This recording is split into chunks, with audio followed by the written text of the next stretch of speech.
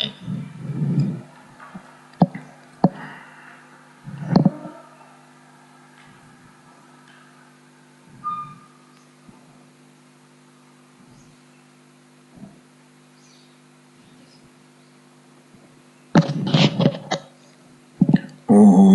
सहना भवतु सहनौ भुनक्तु सह वीर्यं करवावहै तेजस्विनावधीतमस्तु मा विद्विषावहै।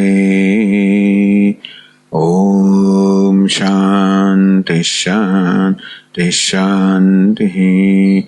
ओम पूर्णमदः पूर्णमिदं पूर्णात् पूर्णमुदच्यते पूर्णस्य पूर्णमादाय पूर्णमेवावशिष्यते। ओम शांति शांति शांति।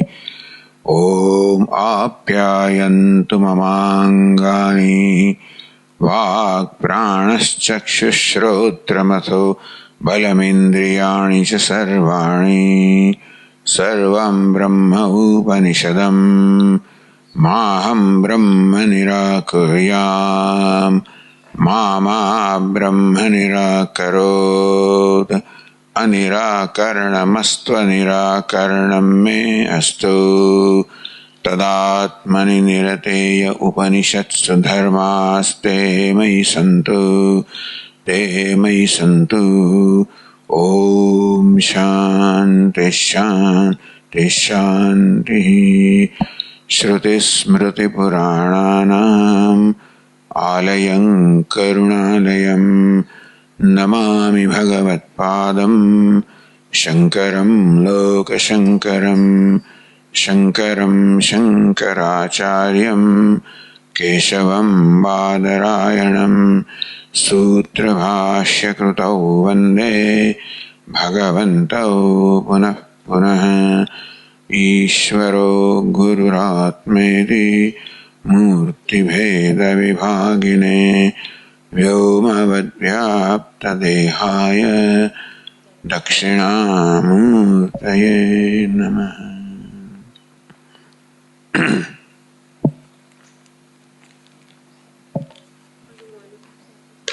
जरूर पास करो न पूछो।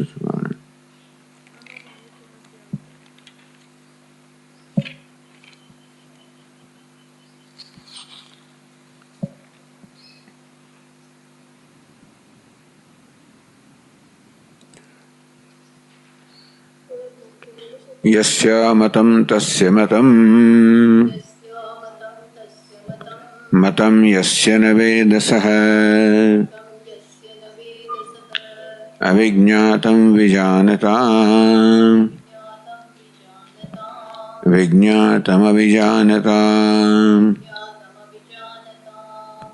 यस्य मतं तस्य मतं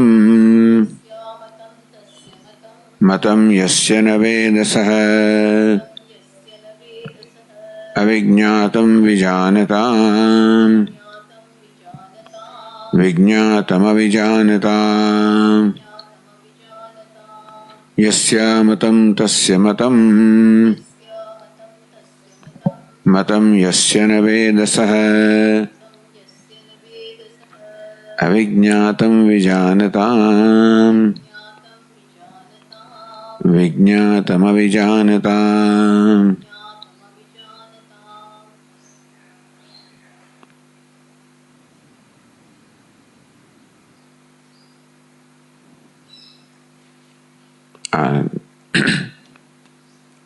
સાંભળ્યું તો ખરું શું કહ્યું એ જે કોન્ટેક્ટનો પ્રશ્ન છે ને બરાબર છે.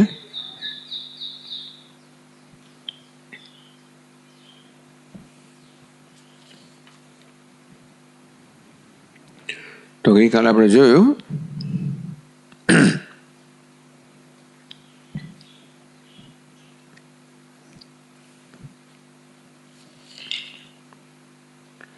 यस्य अमतं तस्य मतं यस्य अमतं अमतं અવિજ્ઞાતમ અવિદિતમ બ્રહ્મ ઇતિ. જે બ્રહ્મને અમત તરીકે જાણે છે, અમતત્વેન મતમ.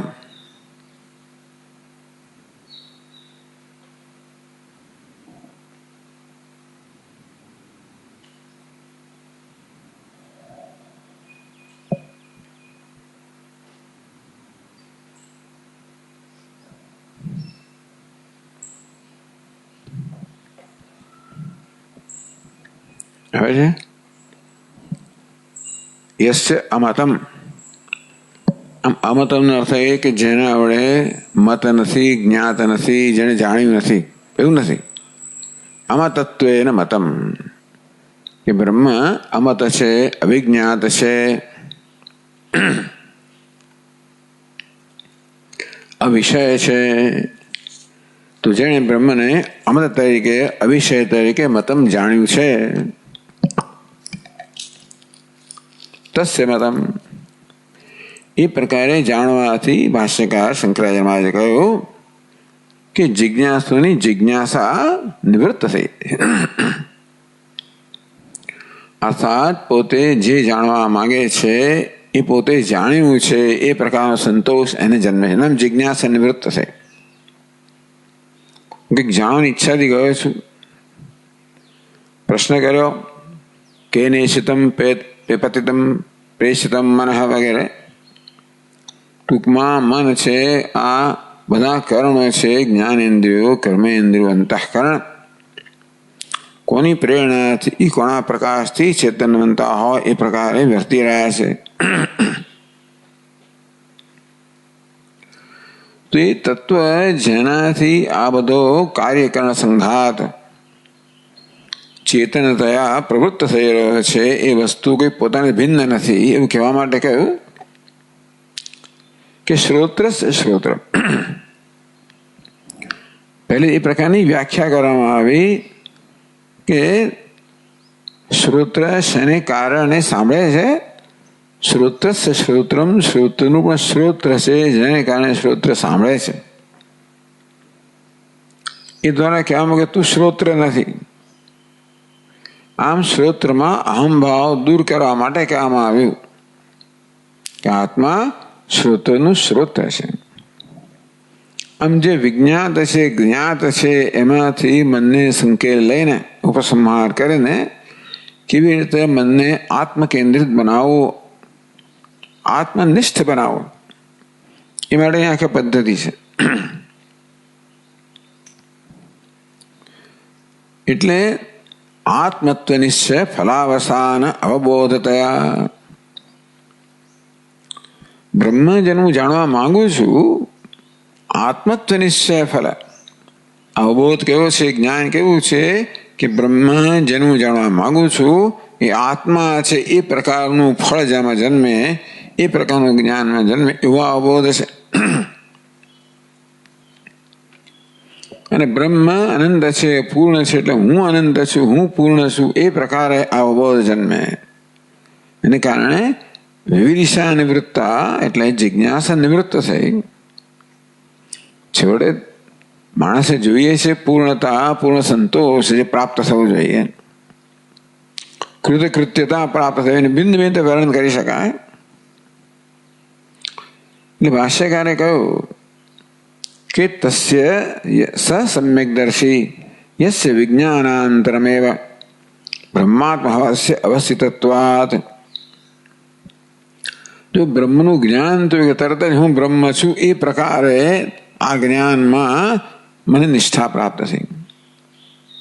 અંતઃકરણ તરત હું બ્રહ્મ છું એ રીતે અવસ્થિત થયું, નિશ્ચિત થયું. સર્વતઃ કાર્ય અભાવ, અર્થાત હવે એણે ક્યાંય પણ કોઈ રીતે કશું કરવાનું રહેતું નથી. આ એક કહેવાની રીત છે. કશું કરવાનું ક્યારે રહે, જ્યારે કશું પામવાનું હોય ત્યારે. એ પ્રકારનું કરવાનું રહેતું નથી. કશું પામવાની ઈચ્છાથી જે કર્મ થાય એ પ્રકારનું કર્મ કરવાનું રહેતું નથી. આમ તો એને કર્મ કરવાનું રહેતું નથી એટલે કર્મ કરતો નથી, કારણ કે કર્તૃત્વ જ દૂર થઈ જાય છે. હવે જ્ઞાનનિષ્ઠ જ્ઞાની વડે જે કર્મ થાય તો થઈ રહ્યું છે, એમાં કરતો પણ નથી, એટલે કર્તૃત્વ નથી તો એમ પણ કહેવાય. પરંતુ સંતોષ જન્મ્યો, જિજ્ઞાસા નિવૃત્ત થઈ, સંતોષ જન્મ્યો, એનો અર્થ શું? હવે કંઈ કરવાનું રહેતું નથી, એનું નામ સંતોષ કહેવાય. મારે કંઈ કરવાનું રહેતું નથી, કાંઈ પામવાનું રહેતું નથી, કંઈ મેળવવાનું રહેતું નથી, કંઈ જાણવાનું રહેતું નથી. આમ જિંદગીભર જેના માટે પ્રયત્નો થઈ રહ્યા, બધી વસ્તુઓ મને પ્રાપ્ત થઈ ગઈ. કેવી રીતે? હું જ છું. પ્રાપ્ત છે પ્રાપ્તિ, પ્રાપ્ત થઈ નથી. એ પ્રાપ્ત થયું હોય તોય મને થાય કે પ્રાપ્ત થયું એવું મનમાં થાય. જે પ્રાપ્ત છે એ વળી પાછું પ્રાપ્ત ન પણ રહે, કારણ કે પ્રાપ્ત છે કશા કારણથી મને મળ્યું તો એ કારણ દૂર સાથે જતું પણ રહે. એ કશી વસ્તુ મેળવવાનો સંતોષ અમે લાંબો ના ટકે. આ સંતોષ ક્યારે લાંબો ટકે? નિત્ય હોય, જ્યારે આ પ્રાપ્ત છે તું અપ્રાપ્તિ એક ભ્રમ હતો, એ ભ્રમની નિવૃત્તિ થઈ છે, પ્રાપ્ત થયું નથી. આ રીતે હું જે ઈચ્છતો હતો એ તો હતું જ, છે જ, હું જ એ છું. આવું જ્ઞાન જ્યારે થાય ત્યારે હવે કોઈ પ્રકારનો અસંતોષ રહેતો નથી. આત્મની એવ આત્મના તુષ્ટ. સ્વયં પોતે જ પોતાનાથી સંતુષ્ટ છે, અને માટે બધાથી સંતુષ્ટ છે. પછી દુનિયામાં કશી વસ્તુ માટે એને અસંતોષ જ નથી. કારણ કે આપણને ક્યાંય પણ અસંતોષ હોય એ છેવટે તો પોતાના પ્રત્યેના અસંતોષનું જ પ્રતિબિંબ હોય છે. આવું આને સમ્યકદર્શી કહેવામાં આવે. એટલે આવું ફળ મળવું જોઈએ, અને સફળતા કહેવાય. આ જ્ઞાન છે ને, એ જ્ઞાન ક્યારે? સફળ જ્ઞાન. આ પ્રકારનું ફળ પ્રાપ્ત થાય. જ્ઞાન માટે જ્ઞાન માત્ર જ્ઞાન માટે નથી. પરમ પુરુષાર્થ તો મનુષ્ય છેવટે પૂર્ણતા ઈચ્છે છે, નિવૃત્તિ ઈચ્છે છે, બધા પ્રયત્નોમાંથી, બધા સંઘર્ષોમાંથી શાંતિ ઈચ્છે છે, સ્વસ્થતા ઈચ્છે છે. એટલે આ જ્ઞાન ક્યારે જ્ઞાન કહેવાય? જ્યારે માણસ જે ઈચ્છે છે પ્રાપ્ત થાય ત્યારે. એટલે બ્રહ્મ યદિ આત્મત્વ નિશ્ચય ફલાવસાન અવબોધ તૈયાર. બ્રહ્મ પૂર્ણ છે, આત્મા છે. હું જેને ઈચ્છી રહ્યો છું તો હું છું જ, હતો અને છું જ. અર્થાત હું જે અપૂર્ણતા, મારી જાતને અપૂર્ણ માનતો હતો, એ ભ્રમ હતો, અને એ ભ્રમની નિવૃત્ત થઈ. એ પ્રકારની સ્પષ્ટ જ્યારે આવું જ્ઞાન છે ત્યારે પૂર્ણતામાં મનુષ્ય પ્રતિષ્ઠિત થાય. કારણ કે પૂર્ણતા હંમેશાની વસ્તુ છે, નિત્ય છે. એ પ્રાપ્ત થઈ હોય એટલે આત્મત્વ નિશ્ચય. એને બ્રહ્મને જાણવાથી બ્રહ્મ પ્રાપ્ત થતું નથી. આત્મત્વ નિશ્ચય એટલે કે નિત્ય પ્રાપ્ત છે. બ્રહ્મ એ વ્યસન બ્રહ્મ અપ્યેતિ. જે બ્રહ્મ હતો જે બ્રહ્મને પ્રાપ્ત કરે, એ પ્રકારનું આ જ્ઞાન છે. તો વિવિધ દિશા કહો કે ઈચ્છા કહો, કામના કહો, યદા સર્વે પ્રમુચ્યંતે કામાયસ્ય હૃદયસ્થિતા, એવું પણ કહે છે. જ્યારે હૃદયમાં રહેલી બધી કામનાઓ દૂર થઈ જાય છે. અમર્ત્યો મૃતો ભવતી. જે પોતાને મર્ત્ય માનતો હતો એ જોયે છે કે હું અમૃત છું. આમ ભિન્ન ભિન્ન રીતે આનું વર્ણન કરવામાં આવે છે. કાર્ય ભાવ, કર્તવ્ય ભાવ, આવું કશું કરવાનું રહેતું નથી. મારા પર કોઈ કંઈ કરવું જોઈએ એવું દબાણ નથી. બધા પ્રકારના આંતરિક, તેથી બહારના બધા દબાણોથી મુક્ત. ના મુક્તિ એક જ વસ્તુનું દબાણ છે. મારે હજી આ કરવાનું છે, મેળવવાનું છે, કે અત્યારે જે છે બરોબર નથી, અત્યારે હું જે છું એ બરોબર નથી. તો બરોબર થવા માટે કંઈ કરવું પડે. અત્યારે આસપાસ જગત છે બરોબર નથી, તો એને બરોબર કરવા માટે કંઈ કરવું પડે. આમ જે છે બરોબર નથી એવો જ્યાં સુધી મને ખ્યાલ હોય ત્યાં સુધી કરવાનું, હું કરું કે ન કરું સુધી કરવાનું તો રહે છે જ મનની અંદર. બરોબર કરવી પણ આમ મૂક્યું છે, આ બરોબર ને મારે કરવું જ પડે. ટૂંકમાં એને બરોબર હું છે ને બરોબર માનું એ ગોઠવવું જ પડે. ને મગજમાં ચાલ્યા જ કરે. ધારો કે ન કરું તો છેવટે ગોઠવીને જ રહું. કારણ કે બરોબર ના હોય એ મારા મનની અંદર એક કીડો સળવળ્યા જ કરે કે બરોબર નથી. આમ દુનિયામાં ક્યાંય પણ કશું બરોબર નથી. તો હું કોઈ પણ રીતે હું બરોબર નથી, કોઈ પણ રીતે. જ્યાં સુધી મારા મનમાં આવી જાતનો ખ્યાલ હોય ત્યાં સુધી મારા મનની અંદર વસ્તુને બરોબર કરવા માટે કીડો સળવળ્યા જ કરવાનો. તો હજી જિજ્ઞાસા નિવૃત્ત નથી થઈ એમ કહેવાય, અથવા હજી મન સ્વસ્થ થયું નથી. એટલે વેદાંતનો બહુ ઉત્તમ સિદ્ધાંત છે કે જીવનમાં હું જે પ્રાપ્ત કરવા ઈચ્છતો હતો કે હું પ્રાપ્ત કરવા ઈચ્છું છું એ તો સ્પષ્ટ જ છે. માણસ પોતાના મન પ્રત્યે નજર કરે સ્પષ્ટ થાય છે કે ઈચ્છાઓ બધી છે, એનો અર્થ એ થયો કે કંઈક અધૂરપ છે. એ પણ માણસ વિચાર સમજે કે હું તો પૂર્ણતા ઈચ્છું છું, નહીંતર અધૂરપ જવાની જ નથી. એ પૂર્ણ નિત્ય પ્રાપ્ત છે તો જ એ પ્રાપ્તિ મને હંમેશાનો સંતોષ જન્માવી શકે. હું અપૂર્ણ હતો અને પૂર્ણ થયો તો જે કારણથી અપૂર્ણ હતો એ પાછું આવી જાય તો કશાક કારણથી અપૂર્ણ હતો પૂર્ણ થયો તો વળી પછી અપૂર્ણ થઈ શકું કે નહીં, પૂર્ણ થયો નથી. પૂર્ણતાને મેં ઓળખી ન હતી. પૂર્ણતા પર અધ્યારોપ થતો હતો અને પૂર્ણતાને પૂર્ણ માનતો હતો.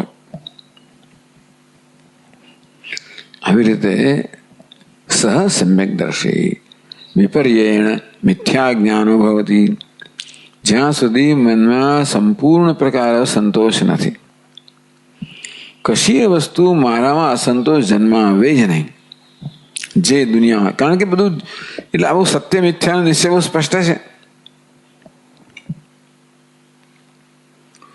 તો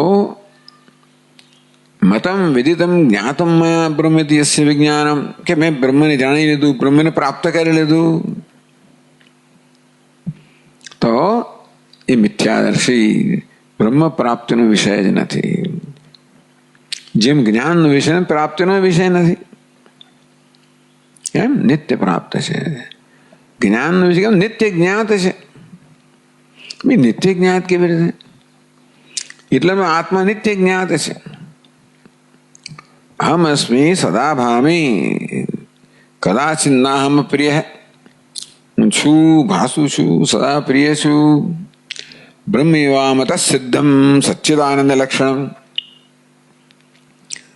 આમ આત્મા નિત્ય જ્ઞાત છે.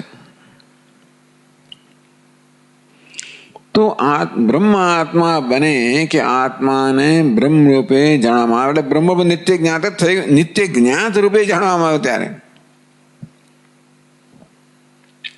મને જ્ઞાન થયું હતું નહીં ને થયું એવું જાણવામાં આવે તો હંમેશા મારે અન્ય વસ્તુનું છે. કારણ કે આત્મા નિત્ય જ્ઞાત છે. એટલે હું તો મને ખબર જ નહીં કે હું છું. તો એકદમ ક્યાંથી આવે એવું થાય તો કે ગડબડ કહેવાય. એટલે હું તો છું જ, એ હોવા પણ નિત્ય જ્ઞાત છે ને. એવો સંશય ક્યારે મનમાં નથી.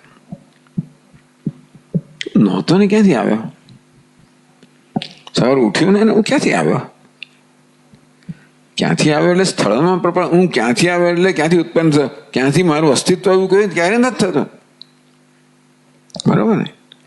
હું છું એ તો કેવું, એ જ્ઞાન તો વણાયેલું જ છે. તો બ્રહ્મ આત્મા એટલે બ્રહ્મ છું એ વણાયેલું જ હોય. એ રીતે મેં બ્રહ્મને જાણ્યું એમ જયારે કે અત્યારે બ્રહ્મ જાણતો નહોતો અને મેં જાણ્યું. આ બ્રહ્મને આત્મા રૂપે નહોતો જાણતો પણ જાણ્યું એટલે જેમ હંમેશા આત્માને જાણું જે છું તેમ બ્રહ્મ આત્મા છે એટલે હા બ્રહ્મ છું છે. હંમેશા હતો. હું નહોતો એ ભ્રમ હતો. એનો અર્થ બ્રહ્મને આત્મરૂપે જાણે. આત્માને જાણીએ જ છે નસીબ જોગે. બસ એ બધું બ્રહ્મને ટૂંકમાં જે જીવન ઈચ્છું છું ને એ એવું છે. આનંદ ઈચ્છું છું, પ્રેમ ઈચ્છું છું, પૂર્ણતા ઈચ્છું છું, જે કહો તે ખરો એ જ છે છું. આ પ્રકારે એનું જયારે જ્ઞાન થાય એટલે નથી એ પ્રકારનો કકડાટ છોડી દઈએ. ટૂંકમાં નથી એ વસ્તુ શું છે? અધ્યારોપ છે. વેદાંત કહે છે કે કશી વસ્તુ નથી, બ્રહ્મ નથી, આનંદ નથી, પ્રેમ નથી, શાંતિ નથી. એ શું છે? ભ્રમ છે, હકીકત નથી. એ જરા પણ જોઈએ.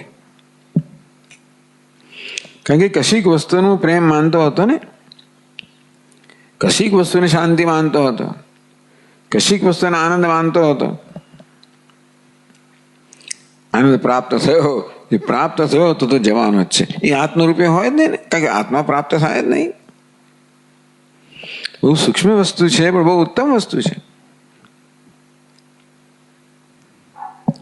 અર્થાત જે જીવનમાં ઈચ્છતો હતો એ શું હતું? આ પ્રેમ હતો, આનંદ હતો, શાંતિ હતી, સુખ હતું. એ તો નહોતું, એ મારો ભ્રમ હતો.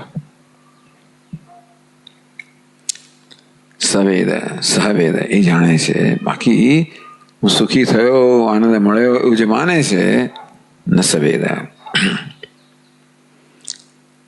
એટલે આ અત્યંત સૂક્ષ્મ વસ્તુ સમજાવે છે સરળ.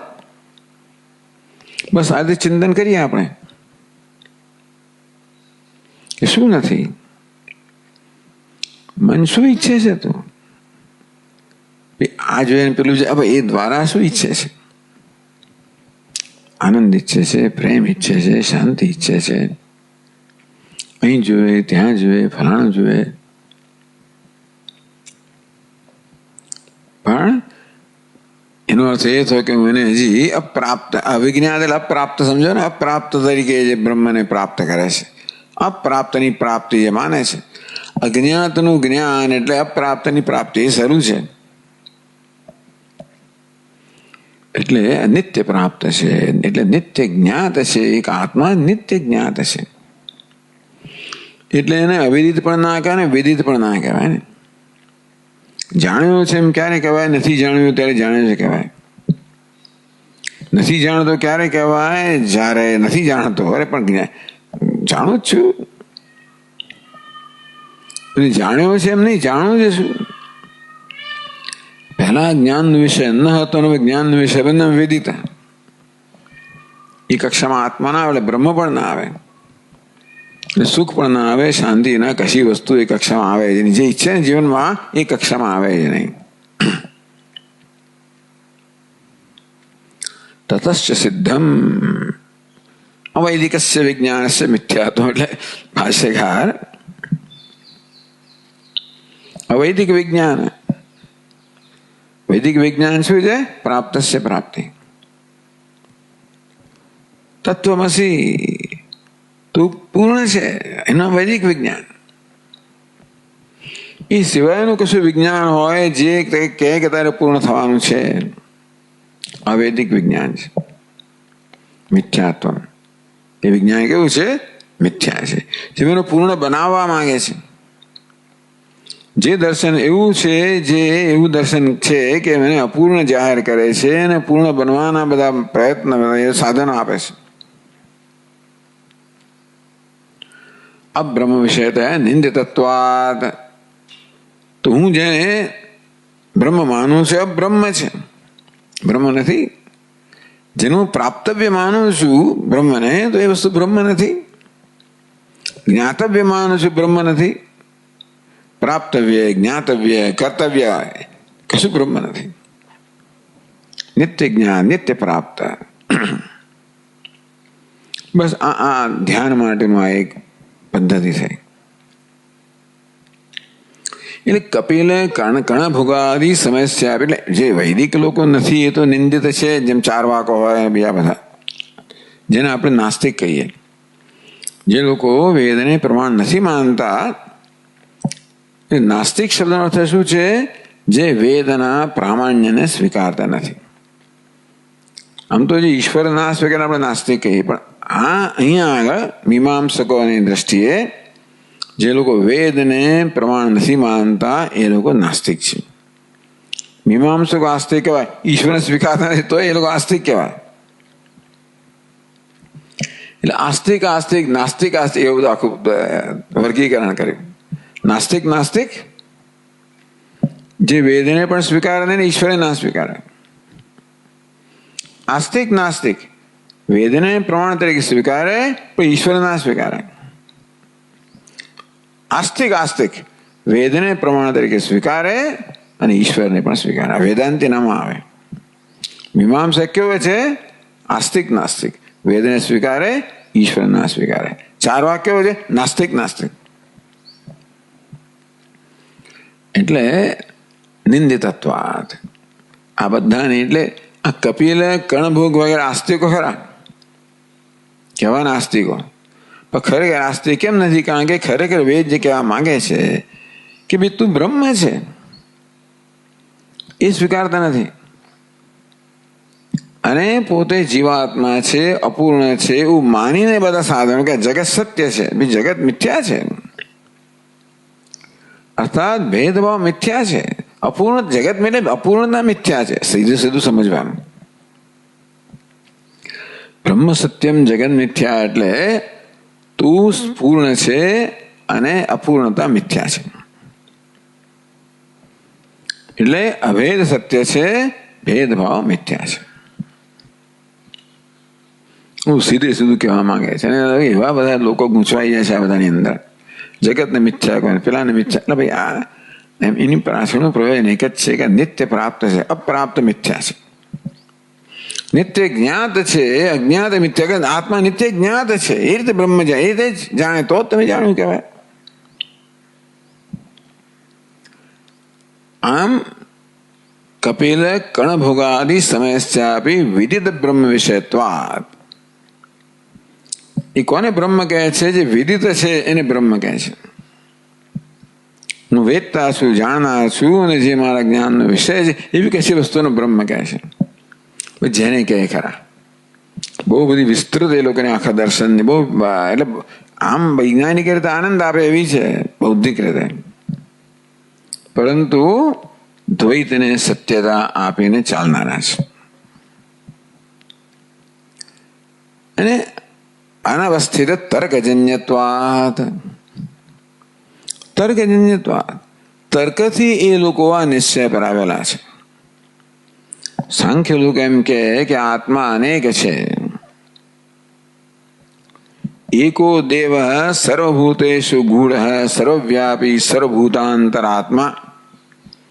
એક જ દેવ છે, બધા પ્રાણી માત્રમાં ગૂઢ છે, સર્વવ્યાપક છે. એટલે દેવ એક જ છે, ચૈતન્ય સ્વપ્રકાશ પરમાત્મા એક જ છે આત્મા. કે આત્મા એક હોય તો ભાઈ એક સુખી તો બધા સુખી હોવા જોઈએ ને. એક દુઃખી તો બધા દુઃખી હોવા જોઈએ ને. આત્મા એક હોય તો બધું છે નહીં. એટલે આત્મા અનેક છે. ત્યાંથી તર્કથી શરૂ આવેલા. એટલે ભાઈ પેલું કહે છે એ સમજવાના બદલે એ જે કહે છે એને પોતાની રીતે સમજાવે. તર્કથી નિર્ણય પર આવે કે આત્મા અનેક છે, પુરુષ જુદો છે, પ્રકૃતિ જુદી. આ બધું તર્કથી આવેલા છે. અને તેથી શાસ્ત્રના વાક્યોનો આપણે પોતાની રીતે અર્થ કરે. તદૈક્ષતા તદ એટલે પ્રકૃતિ એવો પ્રધાન એવો અર્થ કરે. આમ તર્કજન્યત્વ. આ તો સાંખ્યની વાત કરી. એમ વૈશેષિકો, નૈયાયિકો, બૌદ્ધો, જૈનો બધા તર્કથી જ નિર્ણય પર આવેલા છે.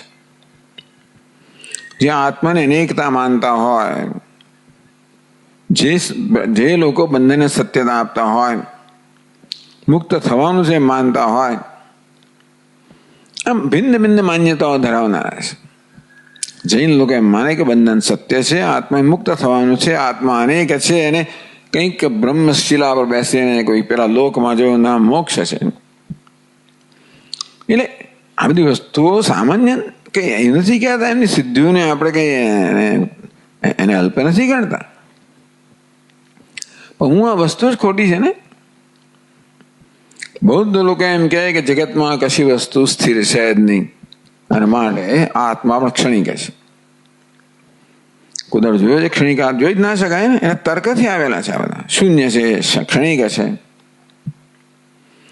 આ તર્કમાં શું છે? બધા દોષ રહેલા છે. અનવસ્થિત તર્ક, જેની અવસ્થા નથી, સ્થિતિ નથી, આશ્રય નથી, એટલે કે જેનું અવસાન નથી, અર્થાત જે કોઈ નિશ્ચય પર આવી જ ના શકાય. તર્કથી ક્યારેય પણ આપણે કોઈ નિશ્ચય પર ના આવી શકીએ, વેદાંત કહે છે. કારણ કે તર્ક ક્યાંથી આવ્યો? આ દુનિયાના અનુભવોમાંથી. તર્કના નિયમો છે ને બધા, એ બધા આપણા દુનિયાના અનુભવોમાંથી આવેલા છે. દુનિયાને દ્વૈતને સત્યતા આપવામાંથી આવેલા છે. ભલા તાર્કિકો કેમ ના હોય? અને બોલેમાં આપણે કે સમજ ના આવે એવું તર્ક આપે છે. બધા બહુ બહુ વિદ્વાનો બધા એવી વાતો કરે ને, આ બૌદ્ધ બધા લોકો આપણે તો ગુચવાઈ જઈએ. પણ છેવટે બધા લોકો તર્કથી નિશ્ચય પર આવેલા છે. કોઈક રીતે દ્વૈતને સત્યતા આપવા દ્વારા, કે બૌદ્ધ લોકો કે જગત છે જ નહીં એના દ્વારા. એટલે એને કારણે ક્યારે પણ તમે એવા દ્રઢ નિશ્ચય પર આવી ના શકો. કારણ કે કોઈક બીજો તર્ક તમારી પ્રસ્તુત કરે અને પછી ના વાંધો નથી, દેટ્સ ઓલરાઇટ. અનવસ્થિત. એટલે આપણે ચર્ચા કરી ગયા છે તર્કથી આવેલા નિર્ણયની અંદર આત્માશ્રય, અન્યોન્યાશ્રય, ચક્રાત્મક, અનવસ્થા, આ પ્રકારના દોષો રહેલા છે. આમ કેમ છે? કેમ? બસ છે. એટલે હું કઉ છું માટે છે. એ શું આત્મા છે? તું કેમ આવ્યો? તું કેમ આમ કામ કર્યું? પેલા કર્યું માટે. પેલા તેને કેમ કર્યું? આને કર્યું માટે. શું કહેવાય? અન્યોન્યાશ્રય. ટૂંકમાં તમે નિર્ણય પર આવી જ ના શકો. ચક્રાત્મક આમ કેમ છે કે પેલું આમ છે, પેલું કેમ છે પેલું છે, પેલું કેમ છે પેલું છે. છેવટે હું આવું, આમ ચક્કર ફરી ના આવે. ચક્રાત્મક અથવા અનવસ્થા દોષ. અને કેમ કર્યું? પેલા પેલું. અને તેથી ક્યારેય તમે નિર્ણય પર આવી જ ના શકો. આ દુનિયામાં કશી વસ્તુ વિશે ક્યારેય પણ નિર્ણય પર આવી જ ના શકાય. કોઈ પણ પ્રશ્ન.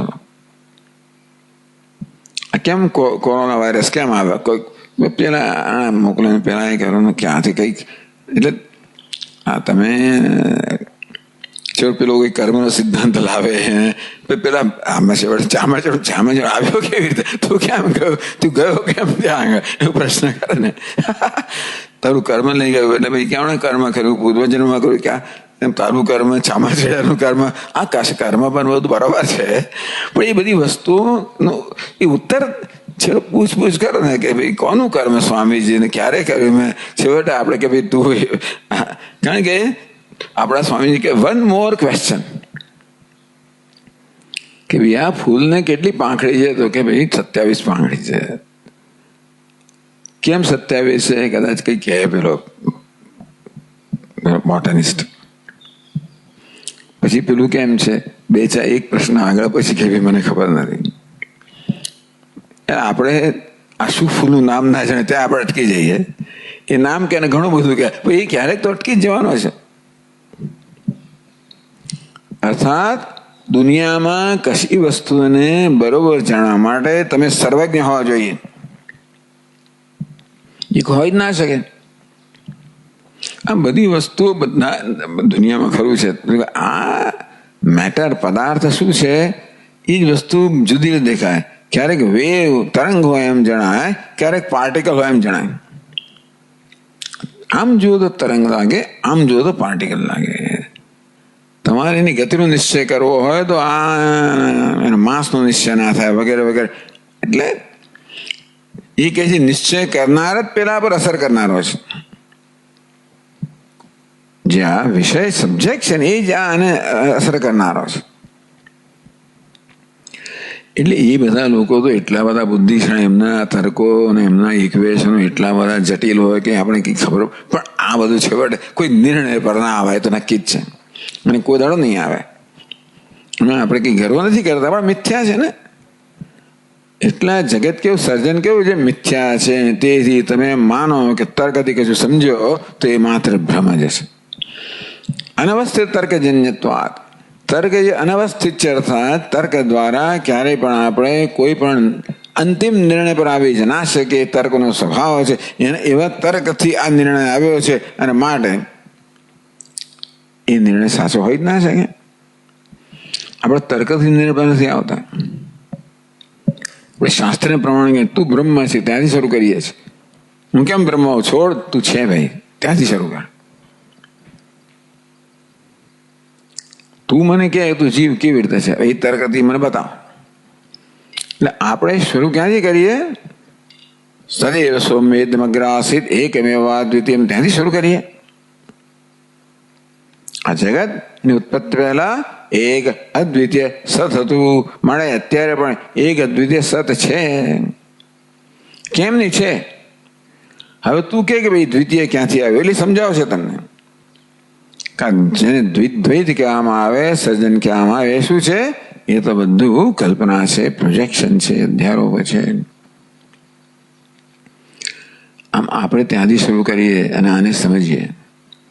આપણે વેદાંતથી શરૂ કરીએ અને જગતને સમજીએ. આ જગતથી શરૂ કર અને વેદાંતને સમજવાનો પ્રયત્ન કર, અને ત્યાંના વાક્યોને ઉલટા સુલટા સમજાવે પછી. અનવસ્થિત તર્કજન્યત્વાદ, તર્કજન્ય આ બધા દ્રષ્ટાંત, આ બધી દ્રષ્ટિઓ છે, દર્શનો છે. આ તર્ક અનવસ્થિત જ હોય એટલે અપ્રતિષ્ઠા. તર્કની પ્રતિષ્ઠા ના હોય, તર્ક અપ્રતિષ્ઠિત. વિવિધિશા એટલે કોઈ દિવસ વિવિધિશાની નિવૃત્તિ થાય નહીં. મિથ્યાત્વમિતિ, મેં જાણવાનું જાણી લીધું, મેળવવાનું મેળવી લીધું, એ પ્રકારનો સંતોષ જન્મે જ નહીં એમના જ્ઞાનથી. અંતેથી મિથ્યા, બધા દર્શનો કેવા છે? મિથ્યા છે. કારણ કે દર્શનનું પ્રયોજન શું છે? માણસને પૂર્ણ સંતોષ પ્રદાન કરો, એને પુરુષાર્થ સિદ્ધ કરાવો ને. કે આ બધા સિદ્ધાંત ખાતર તો નથી જ ને. છેવટે જીવ માણસ ઈચ્છી રહ્યો છે એ પ્રાપ્ત કરાવવું એ દરેકનું પ્રયોજન છે ને. પરમ પુરુષાર્થ પ્રાપ્ત કરો એ પ્રયોજન છે ને. જયારે એમ કે ભાષે કે વિવિધિશા નિવૃત્ત થતી નથી, એટલે પરમ પુરુષાર્થ પ્રાપ્ત થતો નથી, એનો થયો છે. માટે મિથ્યાત્વ જે આપણને આપણા જીવનનું ધ્યેય પ્રાપ્ત ન કરાવે એ વસ્તુને મિથ્યા કહેવામાં, એટલે એ ખોટો છે ટૂંકમાં.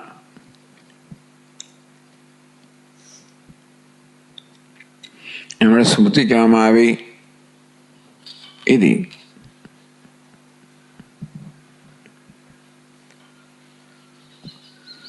એટલે પછી આપણે 61માં પાન પર ગયા. પહેલી પંક્તિ સમજાવે યસ્યા મતમ તસ્ય મતમ મતમ યસ્ય ન વેદસઃ.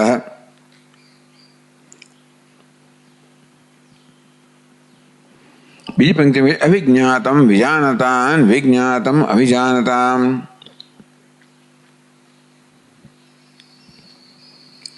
અવિજ્ઞાતમ વિજાનતામ, વિજાનતામ જે મહાપુરુષો જાણે છે એમને માટે બ્રહ્મ કેવું છે? અવિજ્ઞાત છે. વિજ્ઞાતમ અવિજાનતામ, જો કે જાણતા નથી પણ માને છે કે હું જાણું છું.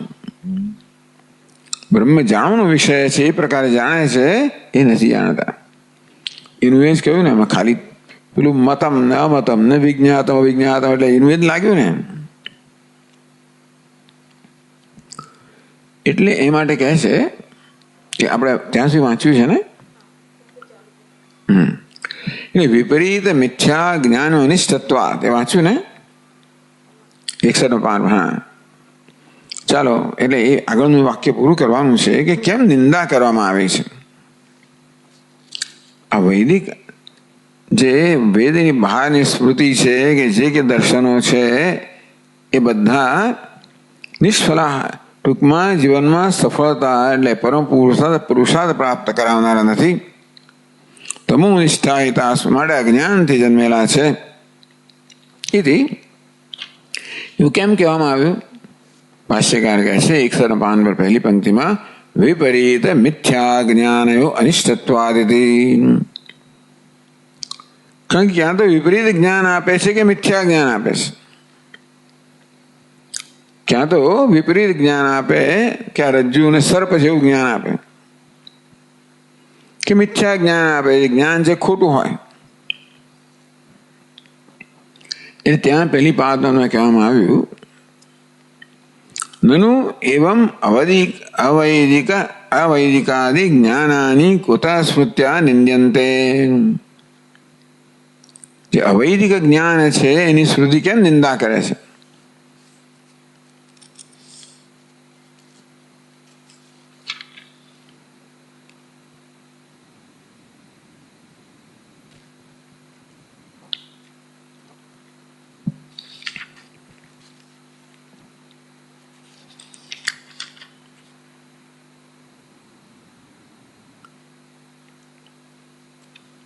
ચાલો, તો પ્રશ્ન કર્યો નનુ એવમ અવૈદિકાદિ જ્ઞાનાની કુતઃ સ્મૃત્યા નિંદ્યન્તે. અવૈદિક વગેરે જે જ્ઞાન છે સ્મૃતિ એની કેમ નિંદા કરે છે? ઉત્તરમાં ભાષ્યકારે કહ્યું વિપરીત મિથ્યા જ્ઞાનયો અનિષ્ટત્વાદ.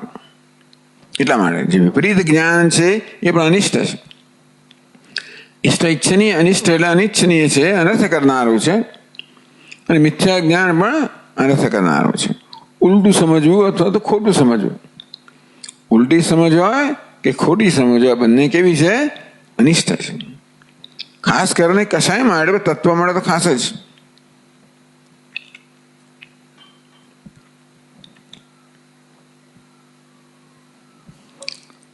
હવે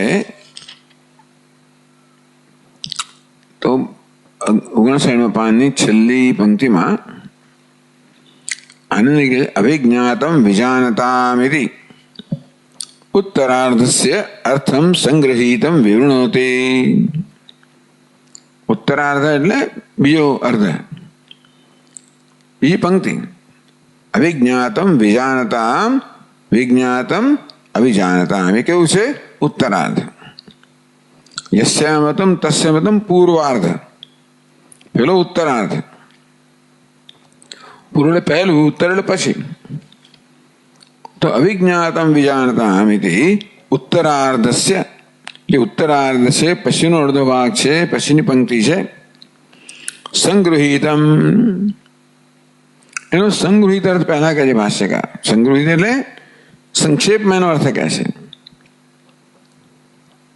તો આપણે વાંચીએ તો 105 પર કહે છે ભાષ્યકાર અભિજ્ઞાતમ વિજાનતામ વિજ્ઞાતમ અભિજાનતામિતિ. આખી પંક્તિ જે અહીંયા દોહરાવે છે એ શું છે? અર્થાત જે ઉત્તરાર્ધ છે, આ જે પંક્તિ છે અભિજ્ઞાતમ વિજાનતામ, જે જાણે છે એમના માટે અભિજ્ઞાત છે, જે નથી જાણતા એમના વિજ્ઞાત છે. એટલે એનું એ જ કહ્યું ને, એવું લાગે ને આપણને.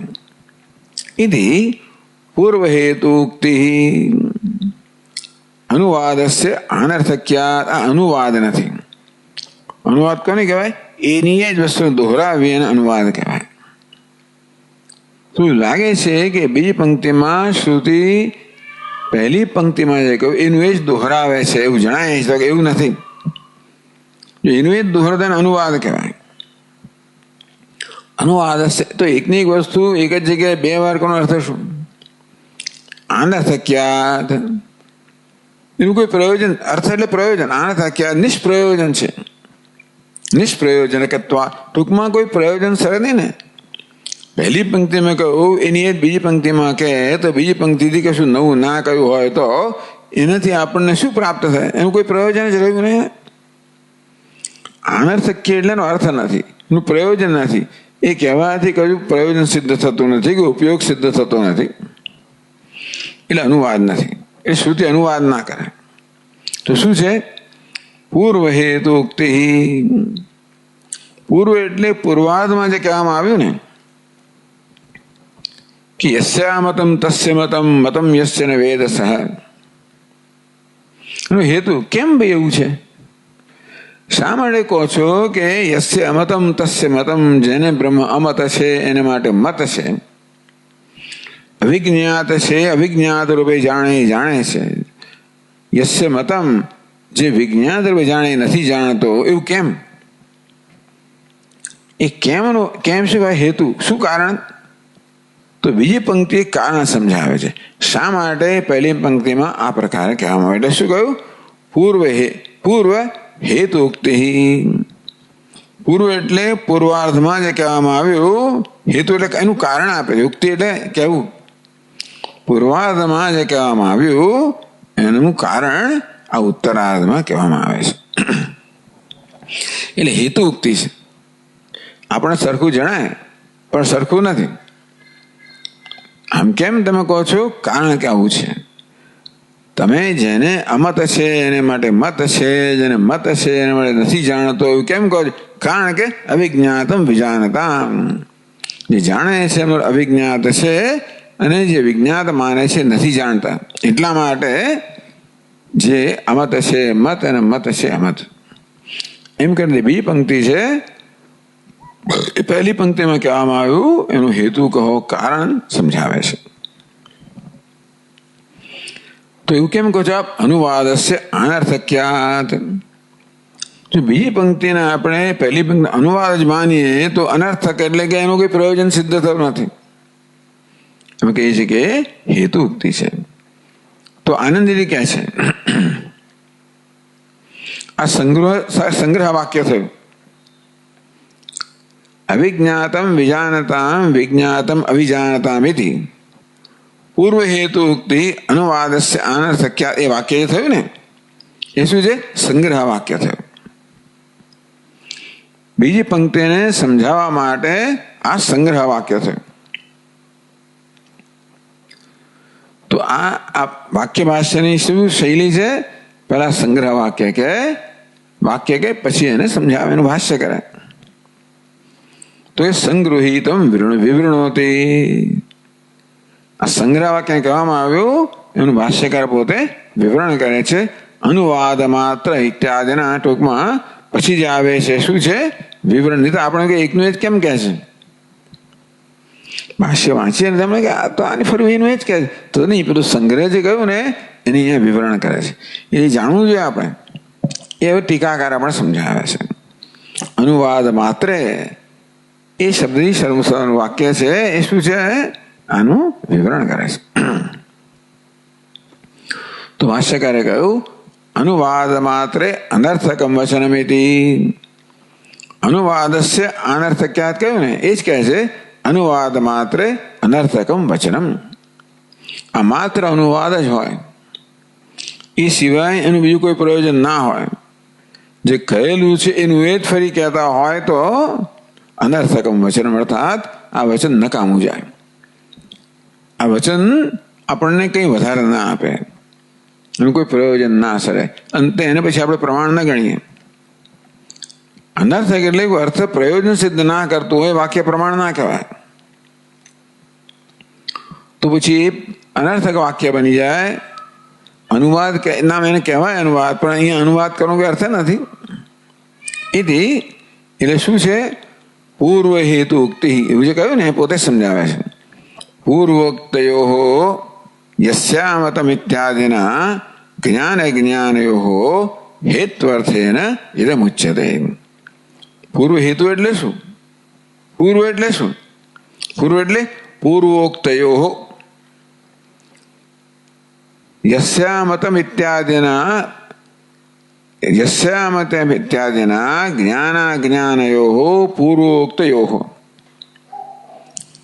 આગળની પંક્તિમાં શું કહ્યું? યસ્યામતમ તસ્ય મતમ મતમ યસ્ય ન વેદસ, એવું કહ્યું ને. એ શું છે? એ દ્વારા જ્ઞાન અજ્ઞાનનું સ્વરૂપ સમજાવ્યું.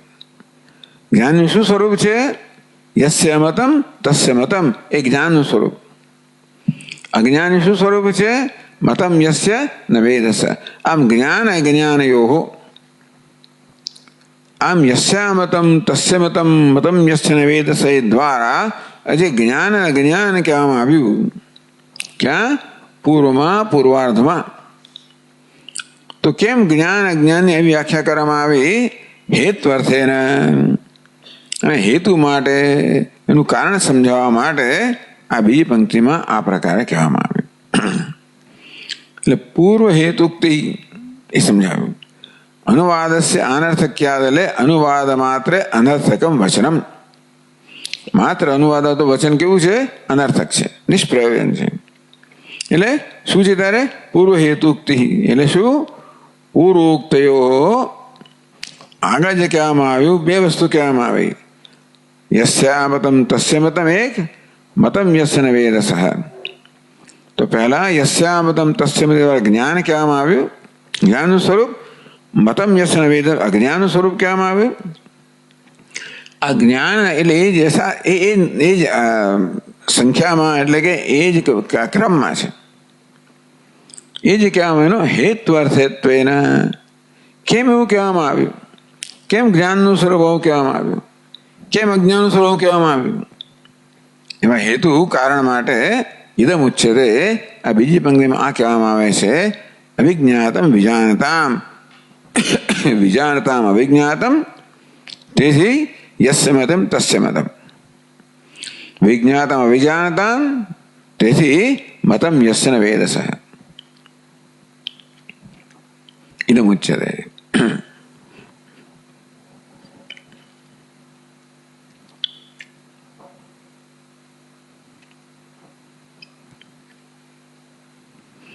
તો આનંદગીરી માણસ સમજાવે છે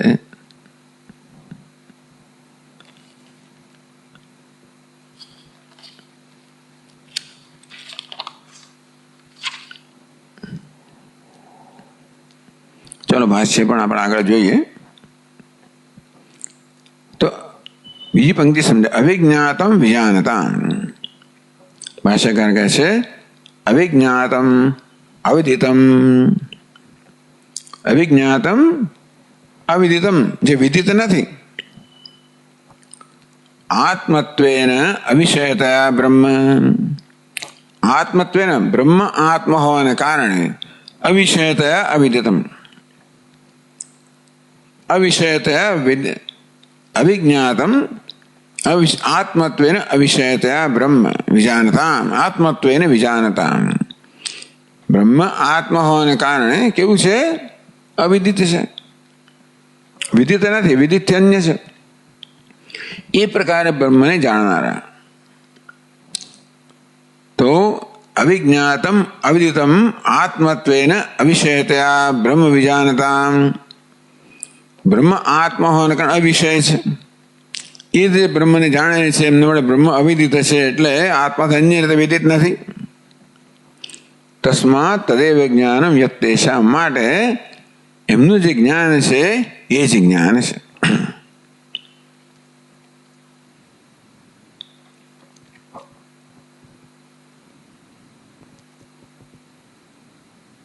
જરા અટપટું વાક્ય છે ને. અવિજ્ઞાતમ અવિદિતમ આત્મત્વેન. આત્મત્વેન બ્રહ્મ અવિષયતયા વિજાનતામ. બ્રહ્મ આત્મા હોવાને કારણે અવિષય તરીકે જેને જાણે છે, આત્મરૂપ જાણે છે, તેષામ વિજ્ઞાન. એ લોકો બ્રહ્મને જાણે છે. તસ્માત તદેવ જ્ઞાનમ યત્તેષામ. તેથી બ્રહ્મ આત્મા હોવાને કારણે જો બ્રહ્મને અવિષયતા જાણે છે એ લોકોનું જ્ઞાન છે એ જ જ્ઞાન કહેવાય. તસ્ય મતમ. પછી મતમ યસ્ય ન વેદસઃ. તો વિજ્ઞાતમ વિદિતમ વ્યક્તમેવ બુદ્ધ્યાદિ વિષયમ બ્રહ્મ અવિજાનતામ. પણ જે લોકો બ્રહ્મને વિદિત માને છે, વ્યક્તમેવ બુદ્ધ્યાદિ વિષયમ. હવે જાણવું કશી વસ્તુને જાણીએ આપણે ઘટપટને. એ ક્યારે કંઈ જાણ્યું? જ્યારે બુદ્ધિમાં એ વસ્તુ વ્યક્ત થાય ત્યારે બુદ્ધિના જ્ઞાનનો વિષય બને, બુદ્ધિવૃત્તિનો વિષય બને. વિદિતમ વ્યક્તમેવ બુદ્ધ્યાદિ વિષયમ. કે બ્રહ્મ બુદ્ધિ વગરનો વિષય છે, બુદ્ધિનો ઇન્દ્રિયોનો કશાકનો વિષય છે, માટે વ્યક્ત છે, વ્યક્ત ઇન્દ્રિય ગમ્ય છે, બુદ્ધિ ગમ્ય છે, બુદ્ધિ ગોચર છે. એ પ્રકારે જે લોકો બ્રહ્મને જાણે છે, કોણ? અભિજાનતા.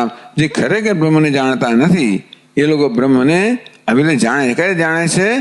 કે બુદ્ધિ વગરનો વિષય હોય એ પ્રકારે જાણે છે. વિદિત અવિદિત વ્યાવૃત્તમ આત્મભૂતમ. બ્રહ્મ ખરેખર કેવું છે? વિદિત અવિદિત વ્યાવૃત્તમ. એ વિદિત અને અવિદિત બંનેથી વ્યાવૃત્ત છે, બંનેથી રહિત છે. વિદિત તત્વ પણ નથી અને અવિદિત તત્વ પણ નથી. આત્મભૂતમ કેમ? કારણ કે આત્મભૂત છે. આત્માને વિદિત પણ ના કહેવાય, જાણેલો એમ પણ ના કહેવાય, જ્ઞાન સ્વરૂપ છે. અવિદિત ના કહેવાય કારણ કે ક્યારેય પણ અજ્ઞાનનો વિષય હોય જ ના શકે ને. એ આત્મા વિલક્ષણ થઈ ગયો ને. આ વિદિત અવિદિતાભ્યામ અન્યત્વનું ક્યાંય લાગે? માત્ર આત્માને લાગુ પડે. બરોબર? સ્વયં પ્રકાશ, એનો અર્થ સ્વયં પ્રકાશ. સ્વયં પ્રકાશ છે ને જ્ઞાનનો વિષય બન્યો, એનો અર્થ કે આપણે કઈ ઉલટું જાણીએ સમજીએ છીએ. જ્ઞાનનો વિષય એ રીતે ના બને કે જે હું જાણતો નથી જાણતો એમ ના કહે, જાણું જ છું, મારું સ્વરૂપ જ છે. એટલે આત્મા માત્ર વિદિત અવિદિત એ બેથી અન્ય છે. એ આત્માને જ આ લક્ષણ લાગુ પડે. વિદિત અવિદિતા વ્યાવૃત્તમ. જે વિદિત વ્યાવૃત્ત એટલે વિદિત કરતા અન્ય, અવિદિત વ્યાવૃત્ત અવિદિત કરતા આપણે અન્ય. અન્ય દેવતા વિદિતાત અથો અવિદિતાત અધિ. કેમ? બ્રહ્મને આત્મભૂતમ. બ્રહ્મ કેવું છે? આત્મભૂત, આત્મ સ્વરૂપ છે. નિત્ય વિજ્ઞાન સ્વરૂપમ એટલે કેવું? નિત્ય વિજ્ઞાન સ્વરૂપ છે. વિજ્ઞાત નહીં, અવિજ્ઞાત નહીં, નિત્ય વિજ્ઞાન સ્વરૂપ. કે નિત્ય છે ને જાણ્યું ના કહેવાય. નિત્ય છે ક્યારે ન જાણ્યું હોય જ નહીં ને. જે નિત્ય જ્ઞાન સ્વરૂપ છે, ન જાણ્યું તો નિત્ય કેવી રીતે કહેવાય? નિત્ય જ્ઞાન સ્વરૂપ જાણ્યું એમ પણ કેમ કહેવાય? એટલે જાણ્યું અજાણ્યું કશું નહીં. નિત્ય વિજ્ઞાન સ્વરૂપમ આત્મસ્થમ એટલે કે આત્મામાં રહેલું આત્મ સ્વરૂપમ. અવિક્રિયમ વિક્રિયાથી રહિત. એટલે એમાં હું જાણું છું એ પ્રકારની વિક્રિયા પણ નથી. છેવટે એ જતી રહે. એ વિક્રિયા શરૂઆતમાં આવે. હું મારી જાતે જીવાત્મા માનું છું અને તેથી હું જેનું બ્રહ્મ છે એમ જાણું, એ પ્રકારની વિક્રિયા થઈ. પણ છેવટે હું બ્રહ્મ છું એ જ્ઞાન કોઈ વિક્રિયા ન હોવાને કારણે છેવટે એ વૃત્તિ. ગઈકાલે વાત કરે ને કે જેવી રીતે પેલી ફટકડી બધા અશુદ્ધિને ભેગું કરીને છેવટે નીચે નીચે નીચે જતી રહે, તેમ આ વૃત્તિ પણ બધા અજ્ઞાન દૂર કરીને પોતે પણ છેવટે નિવૃત્ત થઈ જાય. એટલે જ્ઞાની પુરુષને બ્રહ્મ જાણવું જેવું પણ નથી, કે જાણવા પણ નથી ને. અજ્ઞાનીને છે જાણવા પણ. જ્યાં સુધી પોતે બ્રહ્મ બન્યો એટલે નિષ્ઠ બન્યો નથી ત્યાં સુધી એ સ્વાભાવિક થઈ જાય.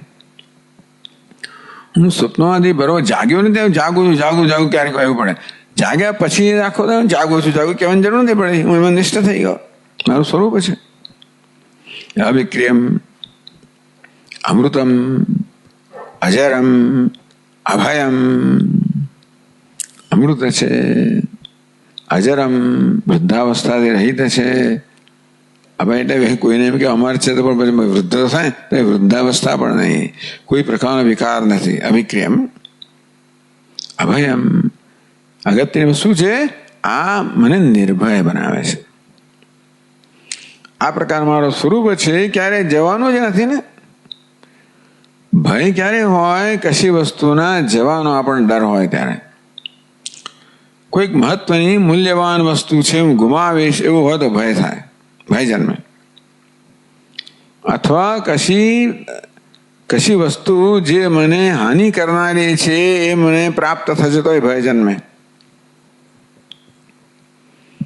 પણ એવી કશું છે જ નહીં અન્યથી. એટલે ભાઈ શું ભય કરનારું પ્રાપ્ત થાય પણ નહીં, હાનિ કરનારી વસ્તુ જ નથી. નિત્ય પ્રાપ્ત છે, જવાનું પણ નથી. આ રીતે ભય ના હોય ને. ભયનું કારણ જે પ્રિય છે એનો વિયોગ કે પ્રિયનો સંયોગ, એવી સંભાવના ભય જન્મ આવે. એ થાય ત્યારે તો દુઃખ જન્મ આવે, શોક જન્મ આવે, વિષાદ જન્મ આવે. પણ એની સંભાવના ભય જન્મ આવે. એ સંભાવના રહે છે નહીં. માટે અભયમ. કેમ? અનન્યત્વાત. અનન્ય હોવાને કારણે આ બધા લક્ષણો જે છે બ્રહ્મમાં લાગુ પડે. અવિષય, અને માટે બ્રહ્મ અવિષય છે. એ પ્રકાર નથી જાણતા. એવમ અભિજાનતા, એટલે આ તક લીધી એમણે આત્માનું કે બ્રહ્મના સ્વરૂપનું આવી રીતે વર્ણન કરવાની તક લીધી. આ પ્રકાર અભિજાનતા, વિજ્ઞાતમ અભિજાનતા. આ પ્રકારે જે લોકો બ્રહ્મને જાણતા નથી, બ્રહ્મને જાણે છે ખરા પણ આ પ્રકાર નથી જાણતા, એ લોકો નથી જાણતા. જે નથી જ જાણતા એનો પ્રશ્ન નથી, પણ જે લોકો બ્રહ્મને જાણે છે પણ આ પ્રકાર નથી જાણતા, એ લોકો નથી જાણતા એમ કહેવામાં આવે. બરાબર, આપણે પછી કાલે ચાલુ રાખશું. ઓમ પૂર્ણમદ પૂર્ણમિદમ પૂર્ણાત પૂર્ણમુદચ્યતે પૂર્ણસ્ય પૂર્ણમાદાય પૂર્ણમેવાવશિષ્યતે. ઓમ શાંતિ શાંતિ શાંતિ. શંકરમ શંકરાચાર્યમ કેશવમ બાદરાયણમ સૂત્રભાષ્યકૃતૌ વંદે ભગવन्तૌ પુનઃ પુનઃ. ઈશ્વરો ગુરુરાત્મેતિ મૂર્તિભેદ વિભાગિને વ્યોમવદ્વ્યાપ્તદેહાય દક્ષિણામૂર્તયે નમઃ. ઓમ શાંતિ શાંતિ શાંતિ. હરિ ઓમ. શ્રી ગુરુભ્યો નમઃ. હરિ ઓમ.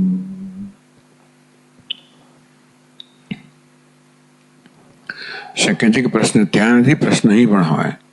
પેલું વોલ્યુમ પૂછતે કદાચ અહીં કનેક્શન જતું રહેતું હોય એવું બને. અહીં આમાં કંઈક તકલીફ હોય ને ત્યાં બરાબર હોય, પણ અહીંથી ના પહોંચતું હોય એવું બને ને.